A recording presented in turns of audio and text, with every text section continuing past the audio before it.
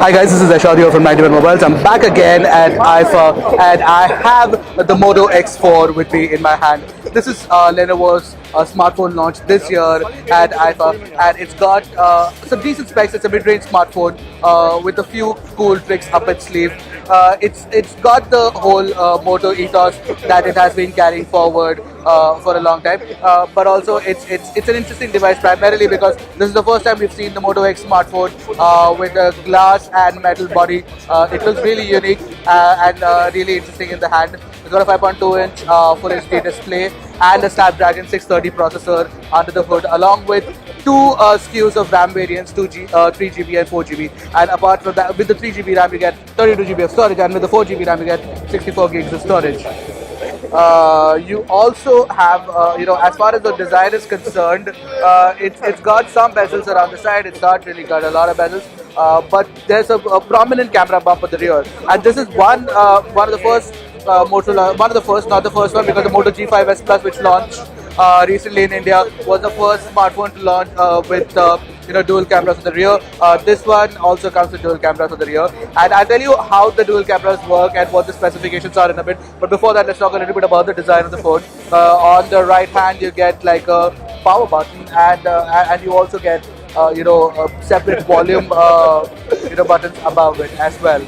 At the bottom, you have the USB Type-C port and a 3.5mm jack as well. It feels really nice to hold in hand, but one of the things that is a problem with the Moto X4 is that it takes up a lot of smudges. You'll have to constantly keep cleaning it up as well. As far as the performance of the phone is concerned, it's pretty fast. Snapdragon 630 is a pretty snappy processor, and it's not really a slow processor. And the 4 gigs of RAM on this unit should definitely suffice. It's available for 399 euros, which should translate to around 30,000 rupees in India.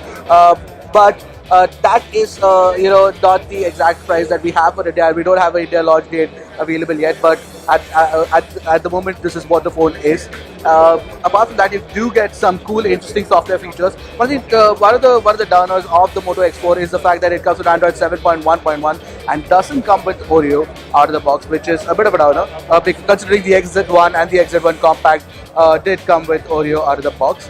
However, there are some cool software features. One of the interesting things is definitely added in the camera, is that you can find out what the location is using that. Right now it's not pulling up any results, but it can do that.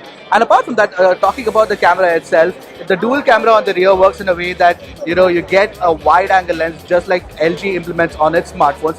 Plus, you do get a selective focus thing where you can sort of blur the background. Plus, you can also do selective color selection, which is pretty interesting as well. I haven't tested out the camera, but it's pretty fast to shoot, and it's got a fairly decent amount of mode, but not many, as one would expect. The camera is something that we'd have to test, in our full review to figure out how that exactly works.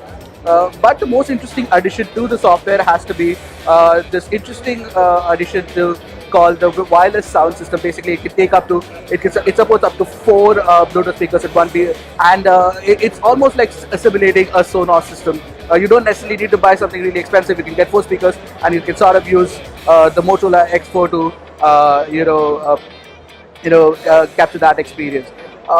That's it from me about the Moto X4. Do let us know in the comment section what do you think about this phone, and what do you think the price should be in India. And of course, if it's going to be priced at 30,000, there's got to be a hefty competition in the form of the Honor 8 Pro and the OnePlus 5 and a few other phones as well at the same price range. They're pretty good. Having said that, the Moto X4 is definitely a good option for a lot of people who like the Moto experience, like the Moto stock experience, because there's not much bloatware, and of course you've got some really cool additional software features that you get with the phone. As far as the design is concerned, it's unique, it's new, it's something that we haven't seen before. But again, the problem with glass phones is that they get they attract a lot of smudges. That's it from me, Ashad. Keep subscribing to our channel for more videos like this. I'll be doing more of them from IFA Berlin this year. Thank you so much.